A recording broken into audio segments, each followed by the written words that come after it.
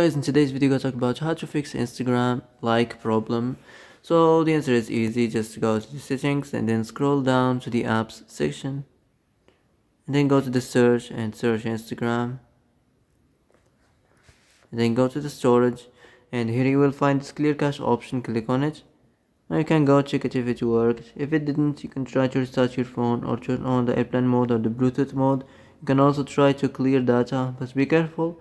If you clear data, all the Instagram's data will be deleted. This includes all files, the settings, the accounts, the databases, etc. So be careful if you wanna clear your data. Also, you can try to turn the Wi-Fi off and on. It might work. So that's it for today's video. I hope this is the answer you've been looking for. If you like this video, don't forget to like and subscribe, and see you in the next video.